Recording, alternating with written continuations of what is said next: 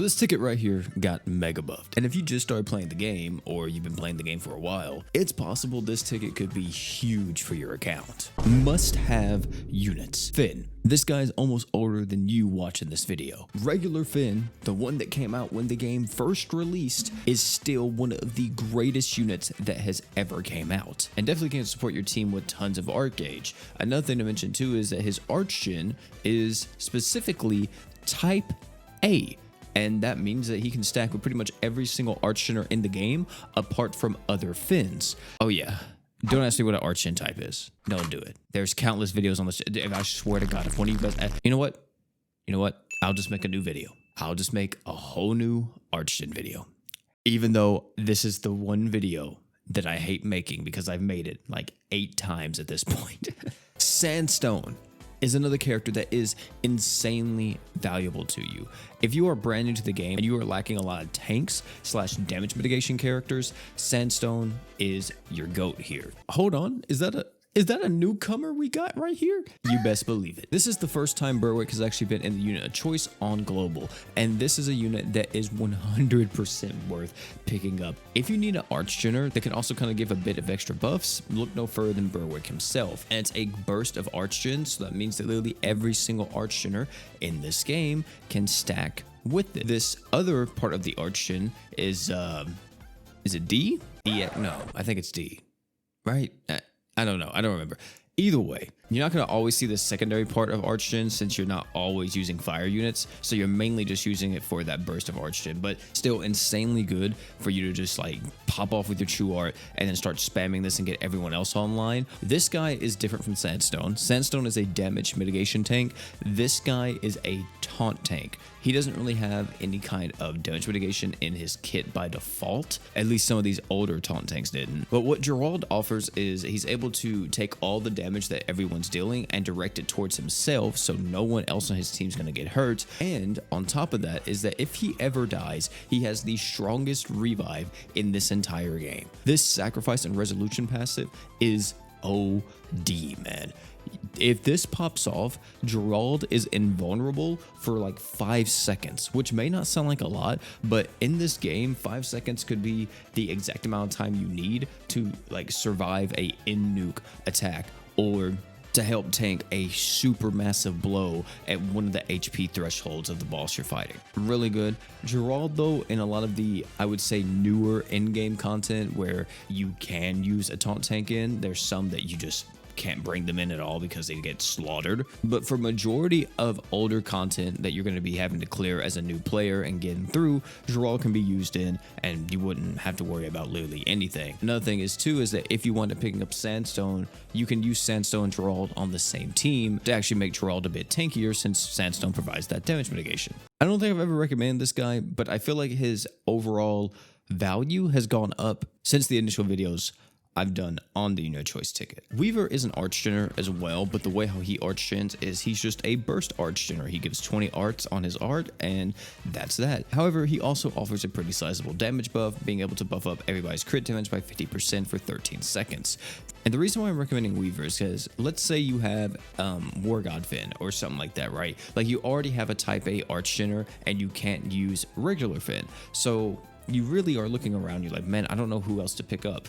Weaver himself wouldn't be that bad of a pickup. Platina is one of the only breakers you will probably need for some time if you're just starting out in this game. Literally, anytime you need a breaker, you can throw on Platina and she's gonna do massive work for you. That's all that she offers though. She is only a breaker. So if you started the game and let's say there isn't a breaker that you got from like a current banner that you're summoning on, then it may be wise to pick up a breaker if you see that you need one.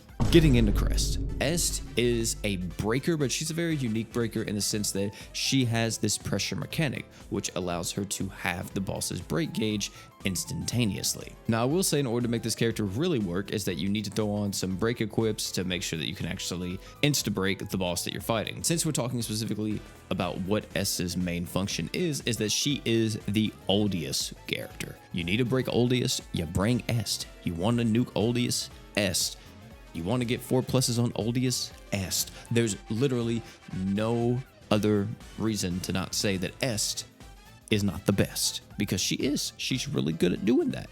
So throw on whatever break equips you have in those slots, go into Uldius, insta break them, pop off with everyone else, and there you go. You're starting to farm 4+ through Uldius. Alvina is another character that you could get specifically for crest farming. Whenever you see the Palamecia crest, you have to have Alvina in your team in order for you to even fight that boss. Since that boss is able to provide a heal buff to herself, she can pretty much out heal any kind of damage that you throw at it, and Alvina is able to inflict it with disease. Now, not only is Alvina good for just crest farming, but she also has the added addition that this character is good in any type of content where you need to inflict a disease, and she's also able to freeze on her art as well. So, you know, you kind of get two status characters in one, which isn't really the best a lot of the times, but hey, you know, it's always good to have this in your back pocket just in case you may need it down the line. Niche / boss specific characters. This feels really weird putting Norn in the niche category. So what Norn is mainly used for is actually her art. This thing has a high chance of paralyzing the enemy. If you have her true weapon, that lowers paralysis resist. Any boss you're fighting can be paralyzed, which you may need from time to time. You won't always need a paralyze. However, whenever you start doing the fabled game mode that is known as Mines, having this unit and using her against, for example, Palamecia or Omega Palamecia could be extremely good for you. Muse.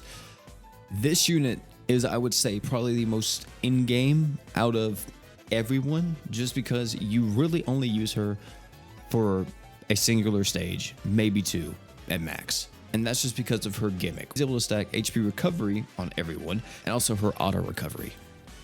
This is insanely strong, really, in one piece of content in this game, which is like whenever you fight Ultra Trial Genzo. Another pretty in-game character will be Mizuki. Now, Mizuki is actually one of the few units that we've shown off so far that does have a Dream Awakening, as you see indicated up here. Before we talk about that, let's talk about Mizuki's main use. If you ever encounter a stage that has Hellfire, which a lot of in-game fire stages do have the Hellfire effect, you can bring Mizuki to kind of weaken that effect. Like I said, it's very specific stages where she gets insane value, but in those stages, she could be the reason why you even clear it. She's not going to make it just a complete cakewalk, but she will make it immensely easier. Honorable mentions: the Vox and Swick. These three KOB characters. Rivi is a glass cannon, just an absolute behemoth of a DPS character. When she gets her Dream Awakening / buff later on, she does actually get super crits. And hey, you know, if you want a character just to mess around with, kind of goof off with whenever that comes out, she's pretty fun. You know, you get big bonks. Feels so weird saying Vox is an honorable mention. Nowadays, he's mainly only used for his stats up, and that's it. The true art still giving you like crit chance, stuff like that is great, but yeah, this only giving you stats up. He's just a heal bot, and hard piece of content where you can't heal in, you just spam the art. Swick's a bit different. He's able to art shin, and he's also able to provide a 100% physical damage buff and a 20% max HP buff. Lydor is a unit that you will only use if you are doing mono dark ruins, since he is a sustain Archgener from Mono Dark, and if you don't have a lot of the ascended Archgeners that are dark units, he's your next best option, and technically he's free now since you can select him from the unit choice ticket. Sunny is a nuke support that can help you out drastically if you're getting into nuking. This character's stats and stuff are terrible. Like, look at her modifier right here, 20k. People have that on a skill now, right? However, she does still provide a damage buff on this true art. She provides a crit damage buff on her passive along with an accuracy buff, which is pretty solid. The main thing is though is that she has 2 5-star support slots, and she is an equip holder in nuking teams. Roy, you'll probably summon this guy more times than you can count, so you really won't have to actually use unit of choice tickets on him. But just in case if you wanted to, you could use unit of choice tickets and then get his Crimson Dream to get 300% crit damage up. And the way how this works is that if you ultimate freeze with your true art, this allows you to have 100% crit chance, and then you blow up whatever's in front of you. Or you can just give Roy a crit buff. It's more of just like a for fun thing than actually being completely viable, but hey, you know, it's there if you want to mess with it. Rax, my goat. This guy got buffed recently. He has an 80k multiplier. He consumes his own HP whenever he uses True Art. He provides a barrier to himself though after he does this, so he doesn't really take too much damage, which is really good since the less HP he has, the more attack and defense he gains, up to a maximum of ×2 attack and defense. So if he's near death, he will deal crazy deeps, and if he's near death, he will insta heal practically because he has 4% lifesteal. If that wasn't enough, he also has his Dream Awakenings, and the main one you want to look at is not this one, it's not this one, it's this baby right here. His slots are incredible. They're literally all 5-star slots as well, so tons of damage up for him when it comes to a lot of different equips you can use, and in nuke comps. Even if he's like not the main attacker, he can provide a lot of benefit to your team with all these various equip slots. And ladies and gentlemen, that is the entire Ultimate Hero Exchange. I have been recording this video for 40 minutes, and I just realized there's a True Equip Exchange that also got updated. Fuck. But hey, hopefully this has helped you on your journey to decide who to get with Unit of Choice ticket. You guys let me know down below in the comment section who you are selecting with your ticket. Is there anyone that you're hoping to get with these? And just because these guys are awoken characters, they're not ascended, don't think that they are bad units. These units are still invaluable to you as a new player or even like a mid-game player. If you enjoyed this video though, I highly recommend you click on this video right here. It's currently the Tensura crossover, so if you want to see how these units are shaping up, click on this video and you'll be able to see gameplay of all of them. I'll meet you over there, but one thing before you leave, don't forget to drink water.